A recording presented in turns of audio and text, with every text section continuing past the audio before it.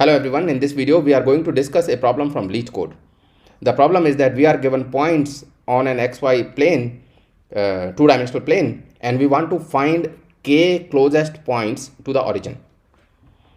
So let's say if the first point is 1, 3 and the second point is -2, -2, then on a two-dimensional plane they will look like, so 1, 3 will be, let's say, somewhere here, and -2, 2. So -2 and 2 will be somewhere here. So let's say the distance of the first point from the origin is x and the second point from the origin is y.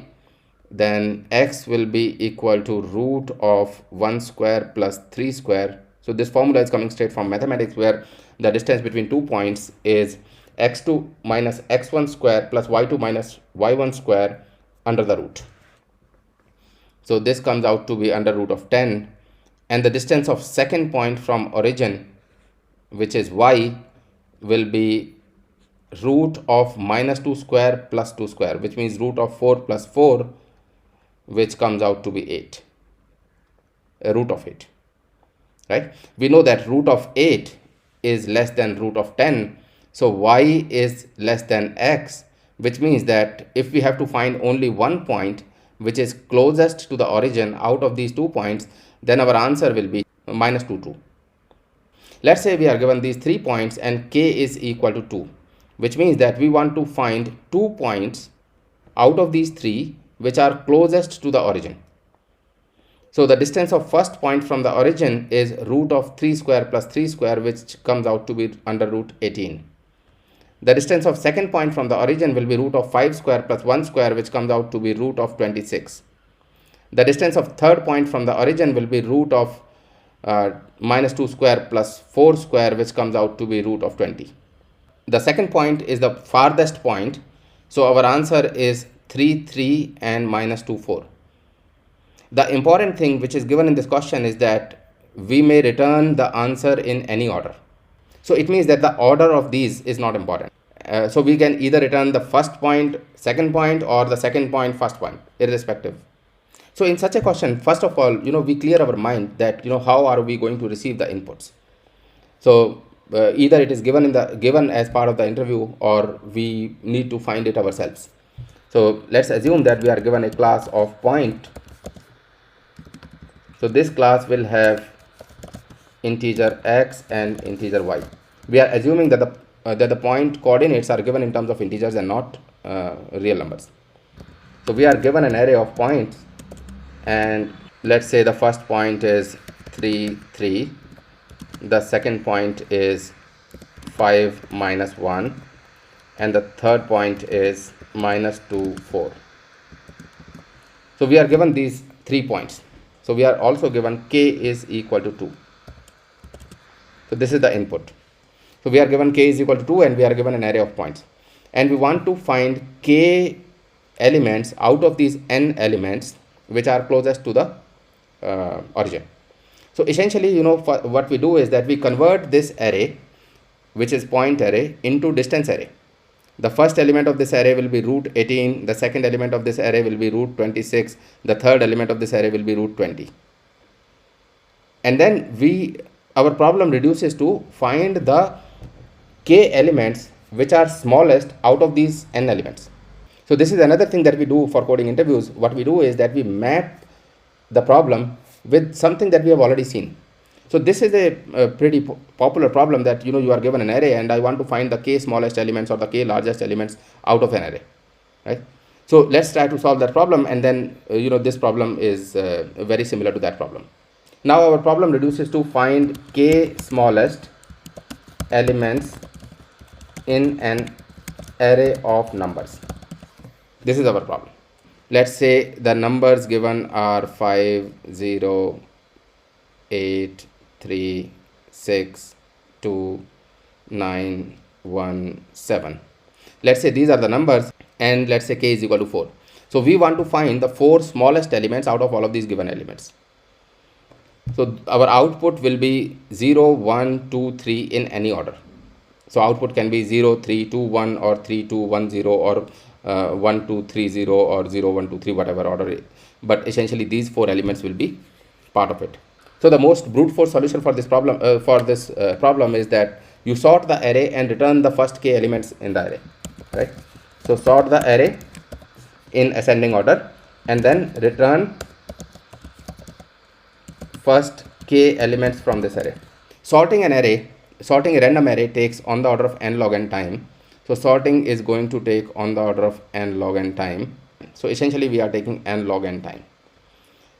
Second solution can be that instead of sorting the entire array, we take an extra array of size k. Here we are taking an array of size 4, and we maintain this 4 elements array in sorted order. So we pick the first 4 elements and we sort them in ascending order. The elements are 0, 3, 5 and 8. Then we look at the next element, which is 6, and we see if 6 belongs to the smallest 4 elements that we have seen till now. So we try to insert 6 in this array, and we use the insertion sort logic. Because 8 is greater than 6, so 8 will be kicked out. 5 is less than 6, so 6 will be inserted here, and the array becomes like this. Then the next element is 2, and we apply the same insertion sort type of logic here. So 6 will be moved out, 5 is shifted here because 5 is greater than 2, 3 is shifted here because 3 is greater than 2, and 0 is not greater than 2, so 0 remains here and 2 is inserted in between. The meaning of this array is that out of these elements that we have seen till now, the smallest 4 elements are 0, 2, 3 and 5. Then we go to the next element is 9. So 9, because 9 is greater than 5, so 9 does not find a place in this smallest 4 elements. Then the next element is 1, so 1 is less than 5, which means that 3 comes here, 2 comes here, and then 1 will be shifted, 1 will be inserted here, and this is our new array. Then the next element is 7, and 7, because 7 is greater than 3, so 7 does not find a place. So this way, in the worst case, for each element in the array, we will be taking on the order of k time, which is when we are shifting all the elements of this array of size k. So there are n elements in the array, and for each element we are taking k time, so the total time taken is on the order of n into k. This is another solution. So in this solution, as I said, we are using some insertion sort type of logic. So what we are doing is, first we create an array, let's say temp of size k. Then we copy first k elements of the array into this array, assuming that the array name is A, so we have copied the elements. Then we sort this temp array. Let's say we use quick sort for sorting, so this will sort the array. So after sorting, our array will become something like this. Here after this comes the main logic, which we will do for elements starting from k plus 1th position, which means the kth index, all the way up to n, where n is the length of the array, or maybe I can just write a dot length and then I plus plus. Now for each element of this array, we try to insert that element in the temp array, right? So there are two possibilities. One possibility is that if a of I, which means the ith element in the array, is greater than the last element of the temp array. If it is greater than the last element of the temp array, then we do not insert it, right? Even if it is greater than or equal to, we will not insert it. So if it is greater than or equal to, then we don't do anything and we'll just continue to the next element. Otherwise, that element need to be inserted.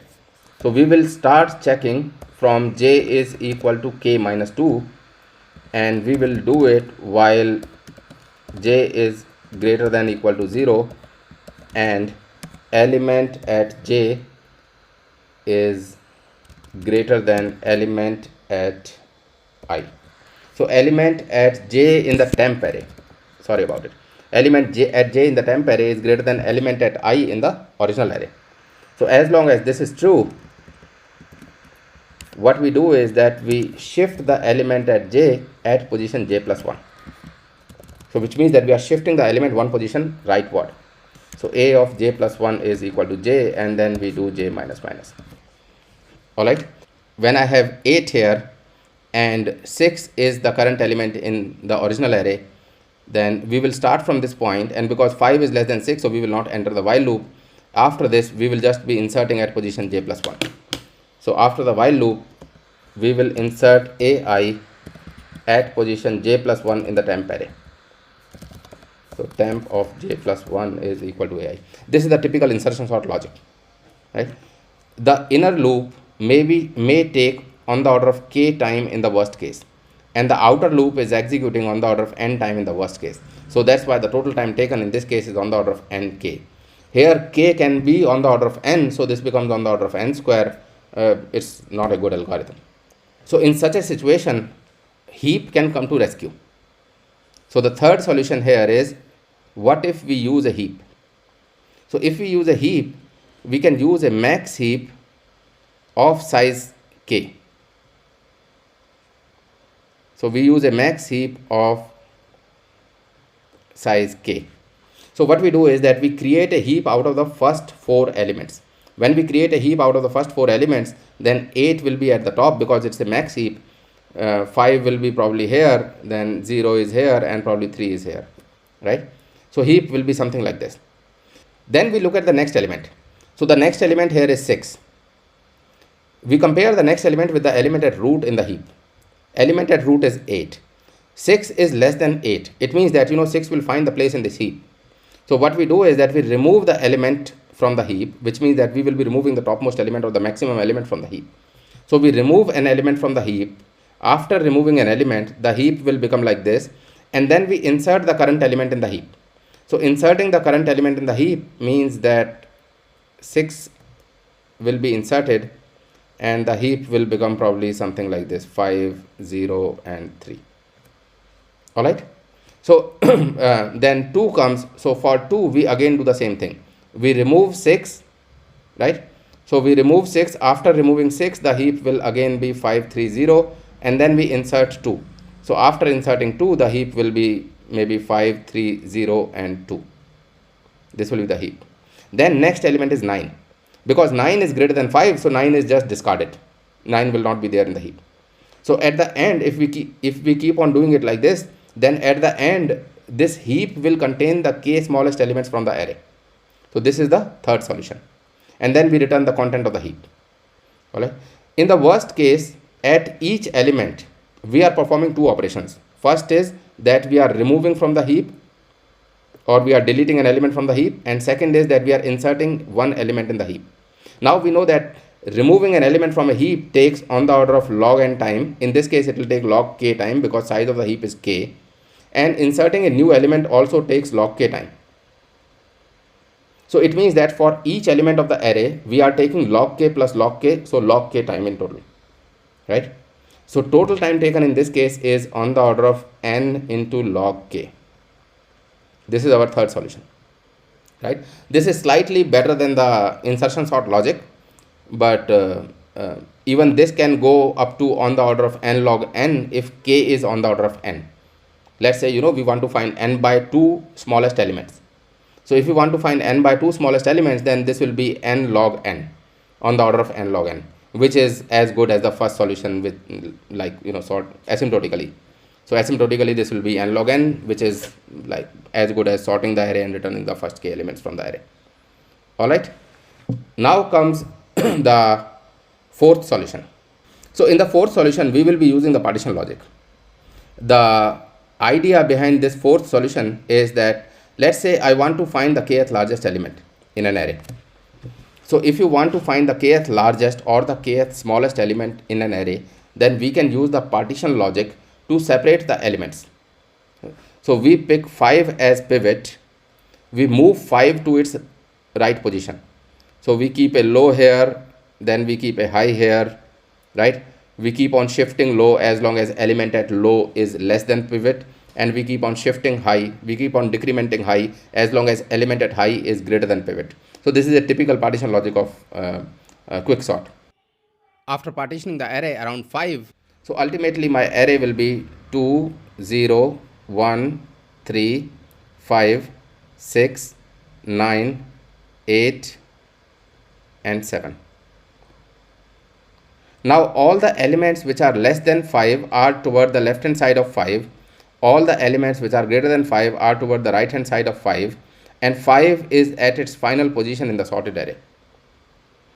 Let's say we want to find the kth largest element in the array, or the kth smallest element in the array.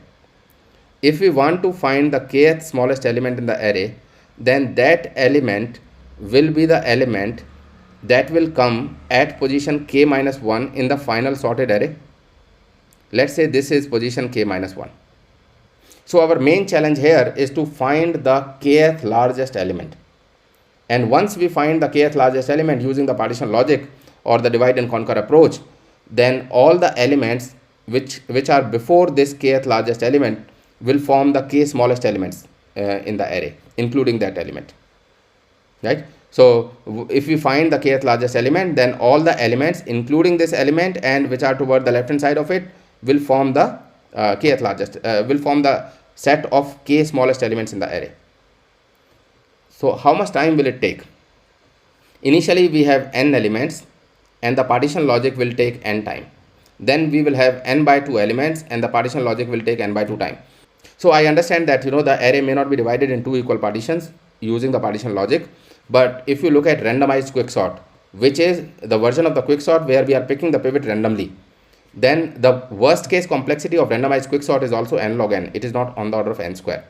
So from that point of view, I am saying that the equation of time that we will get is n plus n by 2 plus n by 2 square plus n by 2 cube plus so on. So this is the total time taken, and this time taken is on the order of n. So I can give you a hint that this is a decreasing GP, and sum of a decreasing GP is on the order of first element of that GP. Alright, so let's revise what we have seen. So what we have seen is that first of all, we convert this point array to the distance array, and the problem reduces to find the k smallest elements in the distance array. Now to find the k smallest elements in the distance array, essentially the problem is that we are given an array of numbers and we want to find the k smallest numbers in that array. So the first solution is that you sort the array in descending order and you return the first k elements of the array. The second solution is that we don't need to sort the entire array. What we can do is that we can maintain a separate array of size k, and in that array we will store the minimum k elements that we have seen till now. So we will be using the insertion sort logic, and the time taken will be on the order of nk. The third solution is where we use a heap. So we use a heap, max heap of size k, and we put the minimum k elements in that heap. So remember, we are using a max heap, but we are storing the minimum k elements that we have seen till now. Alright, so in this case, because the heap operations are logarithmic time operations, so the total time taken will be on the order of n into log k. In the fourth approach, we use the logic which is very similar to finding the kth largest element in the array or the kth smallest element in the array. We want to find the k smallest elements in the array. So what we do is that we find the kth smallest element in the array. Let's say we want to find the 4 smallest elements in the array. So what we do is that we find the 4th smallest element in the array, which means that the element which will come at 4th position in the sorted array from the start. So once we find the 4th smallest element, and once we separate the elements of the array in a way that all the elements which are less than this elements are toward the left hand side and all the elements which are greater than this are toward the right hand side, then we know that the k smallest elements are the one which are toward the left hand side. So this is this can be accomplished using the partition logic, using divide and conquer approach, partition logic of quicksort. So this will take on the order of n time, and this can be done in place. So this is probably the best algorithm that we can have for this particular problem. If you like this video, you may subscribe to this channel, and we also run a course on coding interview where I will be teaching live one-on-one and it's a 1-month course where we train students and professionals for coding interviews of top IT companies including Google, Facebook, Amazon, Microsoft and all. Alright, thank you very much.